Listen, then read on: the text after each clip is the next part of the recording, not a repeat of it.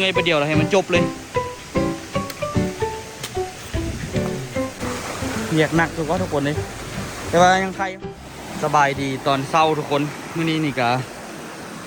มาไวสุดเลยทุกคนเนาะมาตอน6 โมงไปมื้อนี้หากว่าประมาณ7 โมงไปเลยทุกคนตอนนี้เนาะเบิ่งเป็นการที่มาหานอนะทุกคนมากับอู2 คนมื้อนี้สิหานอสดเพราะว่ามีออเดอร์เข้าอีกแล้วทุกคนมีประมาณ20 กิโลเนาะแต่เป็นนอไม่เหี้ยเขาก็ต้องได้ยางฟ้าน้ำฟ้าอย่างนี้แหละทุกคนไปเนาะเพื่อที่ให้มันได้ตามออเดอร์แต่ว่าแถวบนใกล้ๆมันกะบ่มีนอทุกคนไปเบิดแล้วอันนี้ถามว่าไก่บอกกะยังไก่แล้วได้แต่ก็ยังมีคนมาเนาะส่วนสิยางไปฮอดทุกคนเลยนี่ยางฟ้าน้ำฟ้านี่แหละไปบ่ธรรมดาเนาะบอกเลยว่าบ่ธรรมดากว่าสิฮอดข้ามไปข้ามไม้แหละน้ำก็ได้มื้อนี้จักโลมื้อนี้ประมาณ3 ปลายโลเนี่ยไปเซิน20 ปลายกิโลทุกคนแต่เป็นนอไม่เหี้ยเนาะนอไม่เหี้ยสิเอายากแน่นอม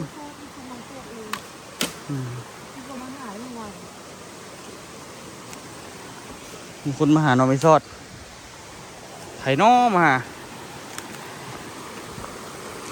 นอกจากเฮาเลยยังมีคนอื่นอีกอยู่อ่ะคนอื่นก็อยากนะทุกคนมาหาไปเดี๋ยวเฮาเดินทางไปก่อนดีกว่าฮอดจุดเป้าหมายตัวที่ไทยทุกคนเบิ่งเพราะว่ากลัวสิได้หานอมันกับบ่ธรรมดาแต่กลับไปได้สุ่มแบบเฮาได้มื้อนั้นเด้เนาะสุ่มเดียวพอเลยไปย่างรอเราเละแถวเก่าแหละก่อน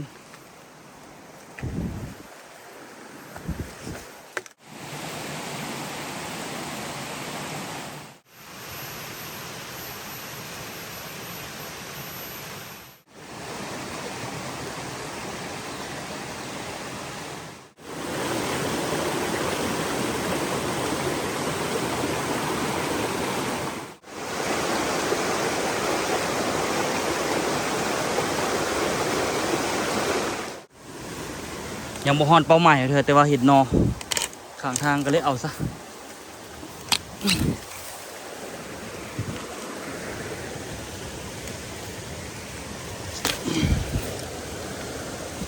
หลายเนาะนอกำลังไงนอนตอนนี้แห้งแซ่บตอนนี้นี่ให้เขา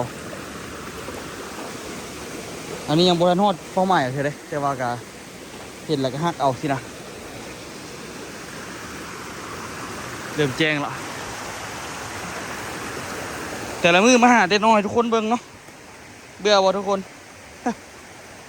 เดี๋ยวนี้กำลังออกงามยามก่อนซะเนาะนอน้อยบ่เอาเถอะเอาน้อยใหญ่ก่อนอันนี้ก็ยังบ่ทันใหญ่เนาะแต่ว่ากะพอได้ว่าซั่นซะถือว่าสิฮักแถวนี้แล้วก็พอเลยว่ะบ่ขึ้นไปถึง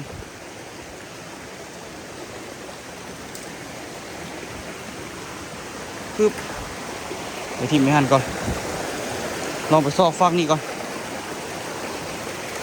เผื่อบางทีเพิ่นก็อยากได้นอใหญ่บ่นอนี่ก็มีอยู่แต่นอมันน้อย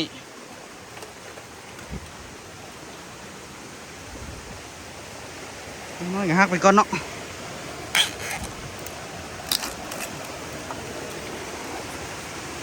บ่เอาแล้วจึงว่ากันไหมนี่นอนอะไรอยู่นอนนั้นแสดงว่าฟางนี่คนบ่มาได้ดิคือว่าพอมีนออยู่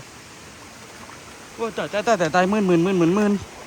เอ้ยน้ำเข้าเกือบโอ้เหลือใจดิ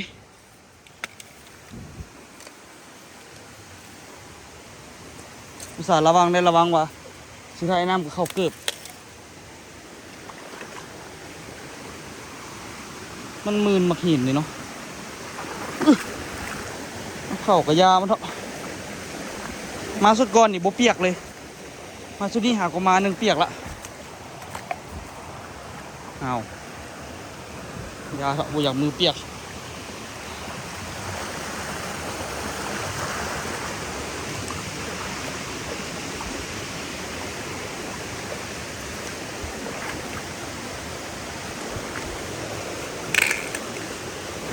แต่แถวนี้ก็น่าจะพอละท่านพอนี่ก็กลับเลยเพราะว่ามื้อนี้เขาเฝ้าเนาะสิได้ส่งกันนะคิวรถให้เพิ่น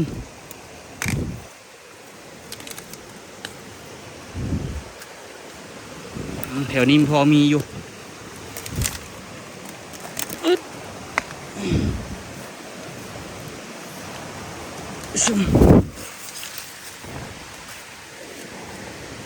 เขาต้องหักไปให้มันได้หลายกว่าที่เขาเจ้าสั่งเนาะเพราะว่าไปขนาดบ่พอมันก็จึงบ่ยากเนาะ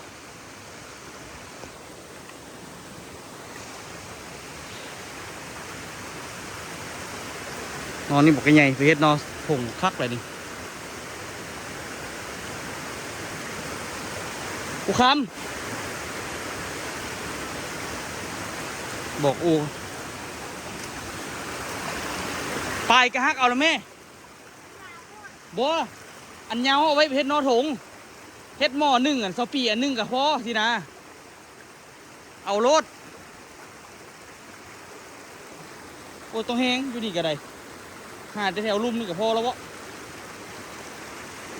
แถวลุ่มนี่บ่มีขึ้นไปถึงมันมีแน่นอนตัวว่าเพราะว่าเอานี่เราขึ้นไปบนทางเทิงกันลองเบิ่งทางเทิงกันน่ะ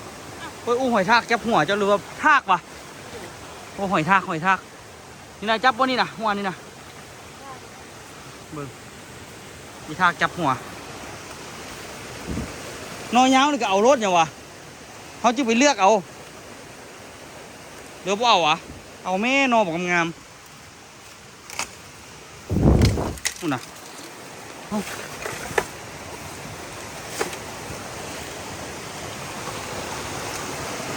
กินไปมันก็แซ่บก็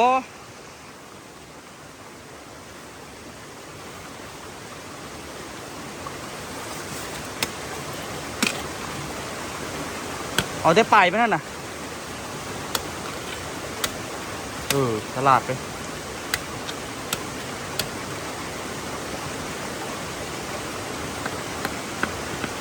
เลือกคือเด่มขนาดมีดก็ได้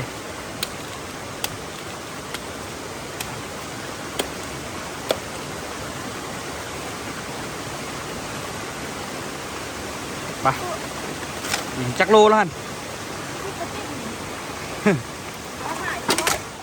โอ้ล่มทุกคนฟาดใส่นี่ไปใส่อีกละเอาได้ละกินข้าวเจ็บอยู่น้ำตาที่ออกแล้วตาแดงเขาแดงเข้าแล้วที่ให้ละหน่อยเดียวนึงยางบระวังตาเบิ่งเตโนดีตอนยางสิเบิ่งทางก่อนตัวเห็นหอบอันนี้น้องเมื่อกี้บ่ได้เบิ่งเพื่อนทั้งหลังเพราะว่าเขายางมันต้องได้เบิ่งทางเรื่อยๆทุกคนล่มเหรอฟาดใส่กับบางหินเลยตัวกับบริทายน้องเมื่อกี้สวยอูก่อน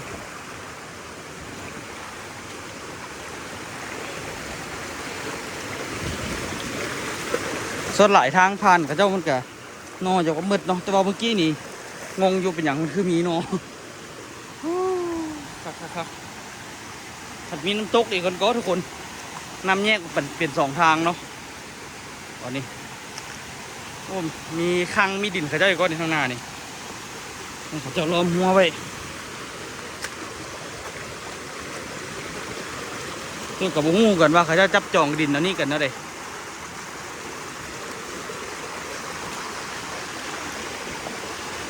แล้วนี่แหละทุกคน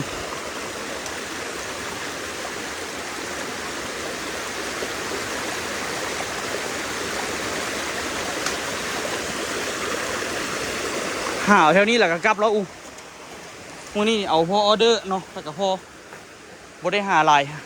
ายคือแต่เก่าผู้คำขึ้นไปเอาเทิงครั้งก่อนดินี่เอาอยู่นี่เป็นยูนิคกันเนาะเอานี่ข้าลงไปทำไปเก็บข่าวมาเลยอันนี้สิทิมไปนี่แหละ ลับมาจะมาว่ามาเอา ก้อนนี้ก็เป็นก้อนเกิดนอนแย่เลยนะ พอทางนั้นแถวนั้นแถวนี้นี่เป็นทางเขาย่างแล้วมันอันนั้นละนี่ไม้หน่อของงามมันยาวอยู่แต่มันยังงามเอาวะนอนนั่นอันนี้ดีว่าเอาอ่ะว่าเอานอวะนอนี่ยังงามอยู่วะดิเอาก็ได้อยู่ก็ธรรมดากูคือว่าเอาอ่ะนอนนี่ว่าเอาอ่ะหอยทากมันจับคิ้วจุแล้วน่ะก็บุหูอย่างจังหน่อยเนาะก็ออกกับบัออกเอาวะสันเติบกว่าทุกคนสมพอแล้วเขาบ่เอาปิดกล้องคนอันตรายนี่ละพอละเมื่อกี้นี่มันเป็นอันนั้นย่าแล้วบ่เอาดอกอีเดียด มันเป็นโตอย่างหูจับเต็มถึงนี่กับโบเป็นคนบูมาก็ทุกคนมาหลายอยู่ก็เฮ้หน่อดวงมีดวงบอน่าจะมีอยู่เดี๋ยวเหม็นในนอมันเน่า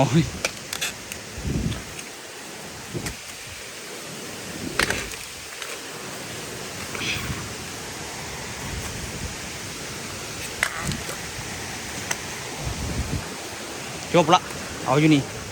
ไม่ต้องไปไกลละ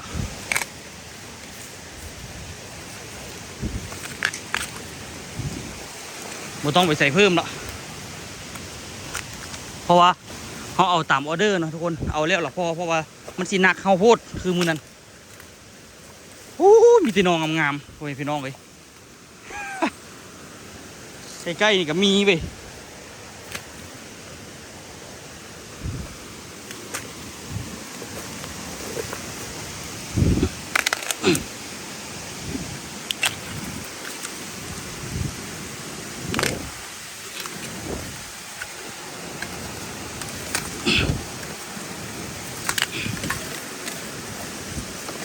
เรียกรอด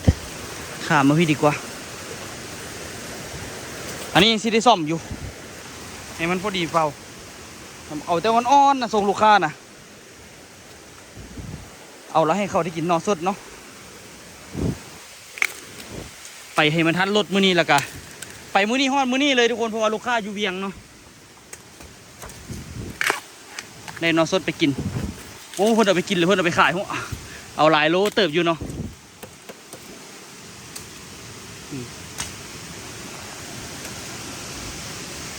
บางทีเพื่อนอาจจะซื้อไปซุ้มกันแหละให้มองน้ำตกที่เฮายางพานเนาะสุ่มนี้เขาบริแวะเนาะสุดก่อนนี่เขาพานเลย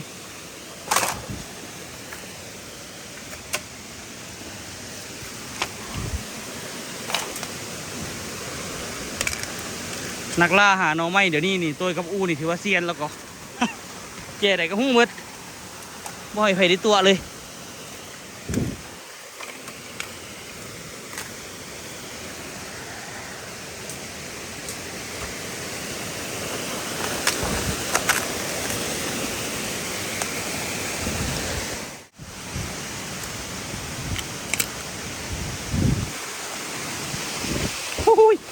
ใหญ่แต่ว่าของแท้ก็อันนี้พอดีกินนี่นะใหญ่แต่มันอ่อนอยู่ก็เพราะว่าก่อนี่มันค่อนข้างว่าก่อใหญ่เติบเนาะเบิ่งดีๆได้นอใหญ่แน่นอนอยู่นี่ล้ำใหญ่ๆที่ได้นอใหญ่เอาเว้ยเอาซะ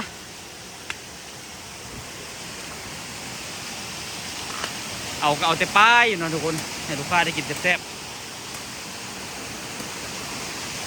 ได้เท่าไหร่เก็บซิบเก็บเท้าก็เอาอะไรทุกคนเอ้ย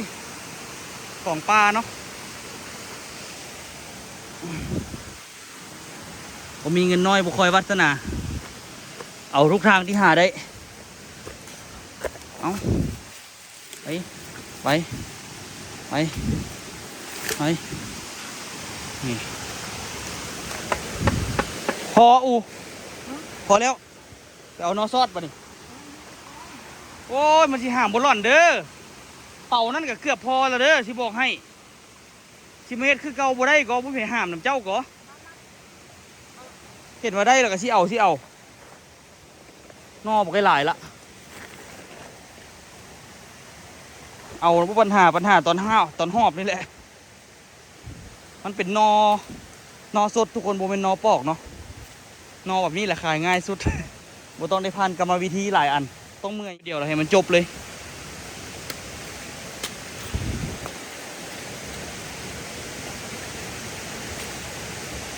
เพราะฉะนั้นอุคำที่เอาเต็มรถหุ้นใดไปขายอยู่เวียงมาสันดิ หัวตัวเลย พอดยามนั้นเซอร์บอกเขาว่าตอนนี้โมง ขั้นไปฮอดเวียงเขาต้องขายโลเซาหรือเซาฮะ เออ มาขายโลซ้ำเก่าบ่ได้ ที่จริงฮะขณะที่ใครเฮ็ดแท้ต้องเปลี่ยนคนไปหา แมนเกียนคนไปหาเราเขาฮับซื้อเนาะฮับเฉพาะมื้อนี้เอาสิไปเก็บไว้วันที่นี้เขาสิฮับเขาจะขึ้นไปเวียงสินะ แต่ว่าต้องหาแล้วเอามือนี่เสียนะ แมนต้องได้หาให้มื้อนี้ เอาก็ขึ้นไปขายตอนแรงเลยสินะ คันมีหนอไม้แน่มีอันอื่นแน่ เขาก็โพสต์ลงเฟซว่าตอนนี้ว่ามือนี่ประมาณว่านี่โมง บ่ดอกง่ายที่สุดคือเขาหาไม่ค่าเลย เออแม่ เจ้าต้องการแน่ๆอยากได้สิ้นสัตว์ป่าบ่อยากได้อันนี้นี่คอยฮับคอยสิไปมื้อนี้สินะได้ก็คอยว่าคันเฮาค้าขายก็ได้ ได้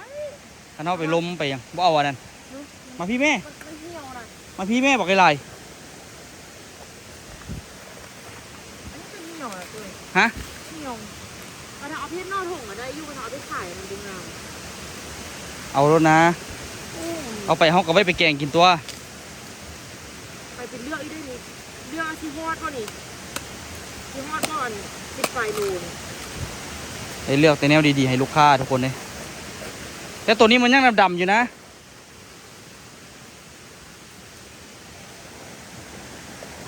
เหี่ยวเหี่ยวอย่างนี้เลยงามๆนะกล้วยตานีปลายวีเหี่ยว อันนี้มันเป็นยันนี่ ทิมข่อยบ่ได้เอาอันนี้นะ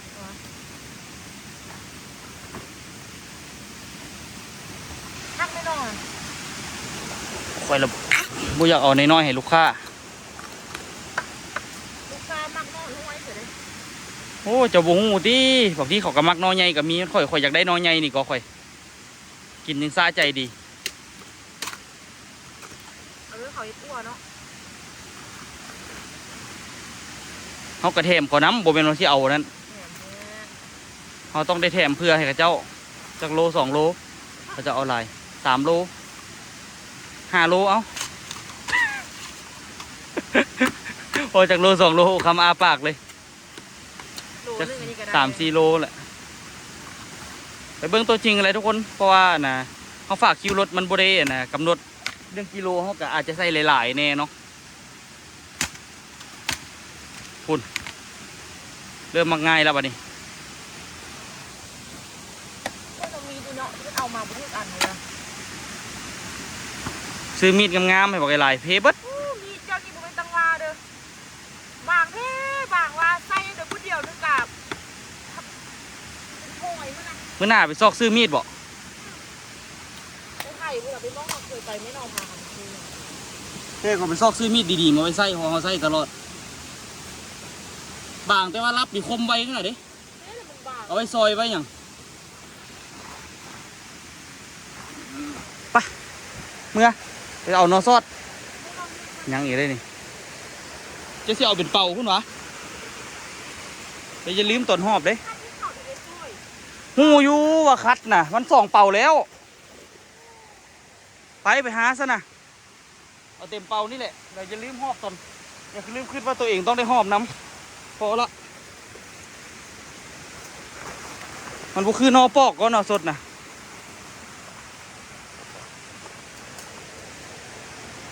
กี่ไร่ก็เฮ็ดอันนี้นะ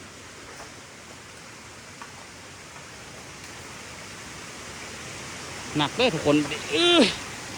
เป่าตัวนั้นทิ่มไปทั้งลุมมันเลยเนาะเพราะว่าเกี่ยมที่เอานอซอดซะอีกเขากับไปแขกใส่กันอยู่หั่นแหละมัน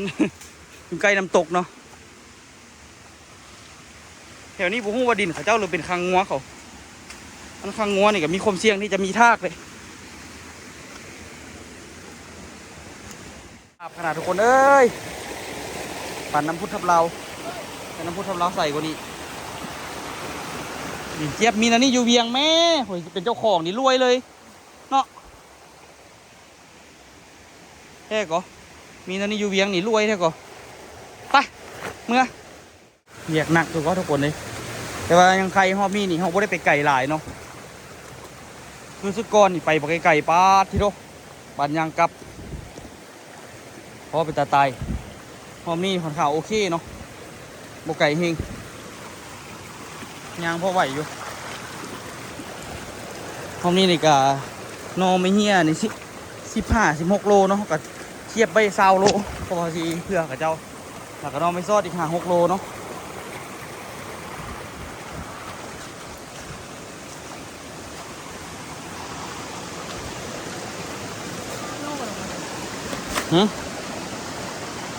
จะนอนแล้วตัวหัน มันจะเอาหางเลย มันรีอยู่ในเอารถงามดีนอนนี่งามสุดเลยทุกคนดำๆมานี่บอกเลยเมื่อยคันว่าจับระวังกันดินอนไม่ซอดไปเอาอยู่แถวรถพุ่นเลยทุกคน มึงต้องงอง่ายปั่นเดี๋ยว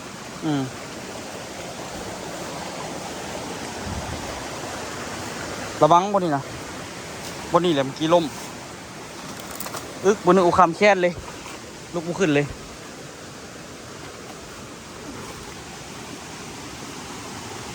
เปิดก็มีเป่าหนึ่งกันเลยทุกคนเลยจะสว่านอนนี่ทุกคนมันถ่ายลำบากตัวสิปิดกล้องก่อนเราก็เดินทางไปซอกบอลที่นอนไปซอดเนาะเอาอยู่ใกล้ๆรถเลยทุกคนนอนซอดบ่มีใครสนใจแต่กระมืนที่จริงมันแซ่บเลยทุกคนนอนี่ก็ได้แต่ว่าแซ่บบ่สูนนอเฮีย ซีนก็หลายเนาะอูเนาะน้ำหนักก็ดี6 โลนี่อันนี้ได้โลนึงแล้วนี่นะ โลไปละบ่ต้องอหย่างหลายเนาะซอดเนาะบ่ต้องไปไก่เด้อูไปเอาเครื่องนี่นะอูต่อนี่บอกให้หลาย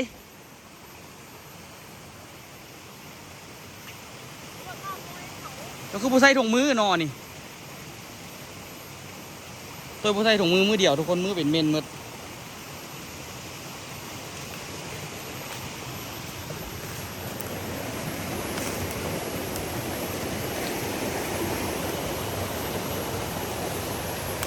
แบ่งใส่เป่าตัวมืดแล้วทุกคนตอนนี้เนาะเนาะไม่เหี้ยกะเอาพ่อกับพ่อเลยอุคำเด้อให้มันได้จากเขาจะสั่ง6 โลให้มันได้จาก10 โลเพื่อไปไว้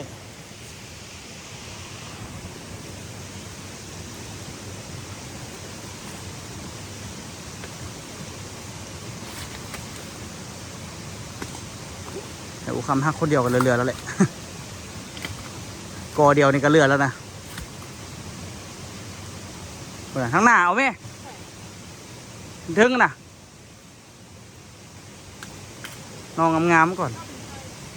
ดัดแมงเข้ามันแข็งมันรู้ไปตะเอาเนาะทุกคนเอาก็เลือกนอนดีๆให้เพื่อน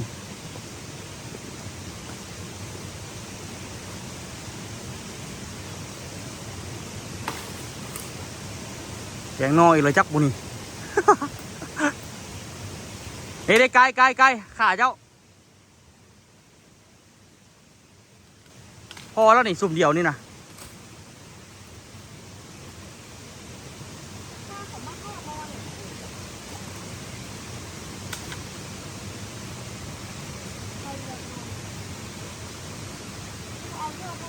คุณนะลีลาอีกไปเอากระยาไปซอกสุ่มไหมตอนบ่มีเด้เนาะนอเด็กก็เอาเบิดตอนบูมีหวานขนาดหนอนะ ฮะตอนบูมีหวานขนาดเห็ด2 นอในห้องว่าแล้วไงซ้ำนี่นะนี่ตัดให้มันงามๆทุกคนพอดีกินเนาะ เดี๋ยวที่บุกายให้คลิปลงรูปเพจหลายหนอ เป็นยัง ย่ามีออเดอร์ คนใด มาเมื่อยมาเอา เดี๋ยวนี้ฮันต้องเฮ็ดนอถงนอซอดสาวถงนอเฮียสาวถงอีก โอ้ยนอนสดนี่แหละอุคำมันสบายละ เขาต้องการนอเขาสร้างเลยเด้ ฮะ เขาสร้างนอ สั่งอีกละ นอถงสาวถงนอเฮียสาวนอซอดสาวถงนอเฮียสาวถง มันใครสั่ง เขาสร้างแต่มือนั้นผุด คนใหม่คนเก่า คนไม่ พออยู่เงิน หมดเลยดิ เฮ้ยจะได้เฮา เอาถุงมามันดู บอกว่าเอานี่ไปส่งเขาละเกมแพ็กส่งละมาอีก บ่มือหน้าก่อน ไปอย่างคือบอกมือนี้ เมื่อยไม่ไหวละพี่ทราบเอาเครื่องเข้าห้านเดี๋ยวก่อน อืม เขาบอกว่าเขาเฮ็ดตามออเดอร์เด้อแล้วมือเดี๋ยวเขาจังสิทักหาเขากับว่าสิเขากับว่าได้เขากับว่าออเดอร์มันหลายเขากับว่าสิ เก็บเงินละ ยัง กูบ่เก็บเงินเลย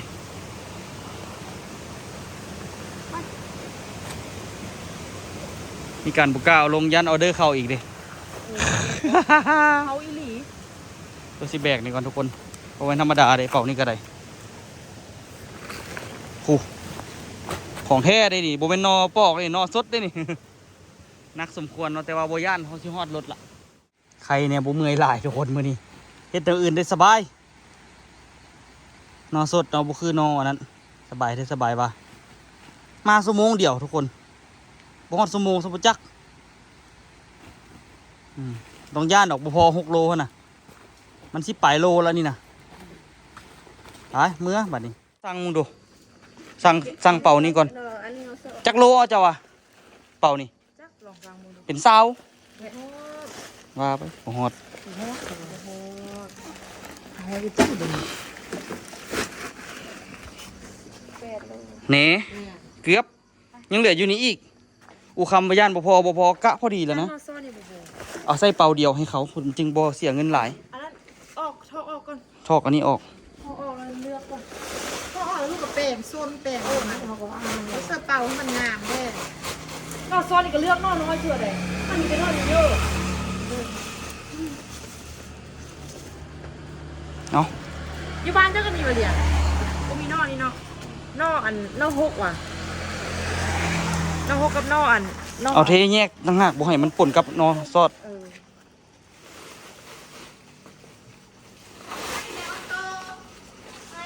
อันนี้เอาอยู่ใกล้ๆเท่นี่บ่ได้ไปไกล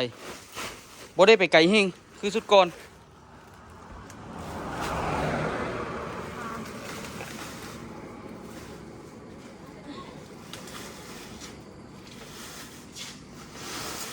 18 โลบวกตัวนี้ก็เป็นซาวอยู่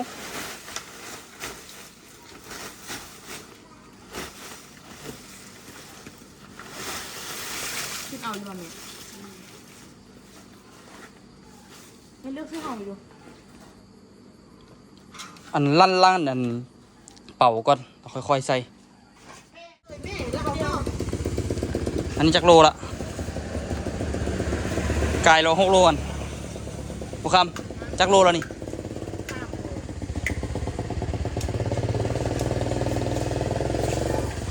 ได้สิเดี๋ยวก็เลิกเข้าเบิดตัวละบ่เอากินแม่ข้าวหั่นน่ะ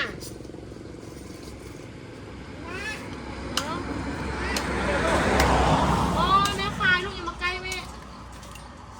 นอกซ่อนนี่พอที่ซุ่มพอที่ซุ่มมาแล้ว เอากับเพื่อนนอเฮียอีกตัว บอกคือเอาเสื้อ โอ้ยคำไม่นอบอกไอ้ไหล นอกบอกคือหลายก็เอามาแล้วมันพอแล้วก็เลี้ยวอุ้ยเฝ้าเอาเถะ บ่พอซะบ่ บ่พอ ใช้บ่พอ ไอ้เมีย3 โลนี่กัน นี่เลยซะ เขาก็ต้องแถมเมื่อเขาเด็กก็เป็น6 โล โอ้ยเขาก็แถมอยู่แล้วแถมนอเฮียนออย่างตัว เขาจะได้นอซอดเด็กก็แถมนอซอดต่างหากมันเงี้ยต่างหากแล้วคุณเฝ้านะก็ได้กระโดด อันนี้ลูกเอาเนาะซอสเสื้อมันสร้างเพิ่นเอง นอเฮียเขาสร้าง16ให้ห้อยซาวสิเป็นหยัง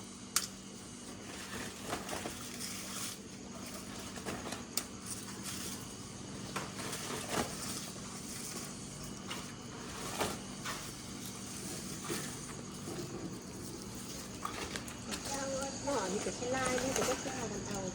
มันบ่เห็นตอนน้อง เป็นแม่เป็นไทย บ่เอาแล้วคันเห็น ลองมึงดูบ่พอน่ะ เป็นสิกว่าแน่บอกเป็นจังบ่สิบอก แกเราบ่เอา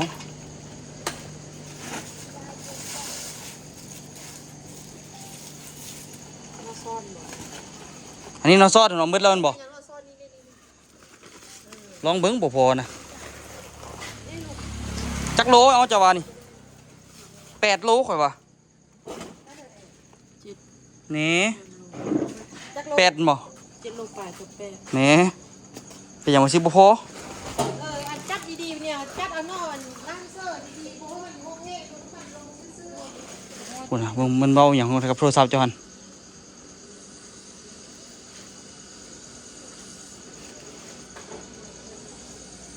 อันนี้7 โลเอาตี7 โลเอาอันนี้ใส่อีก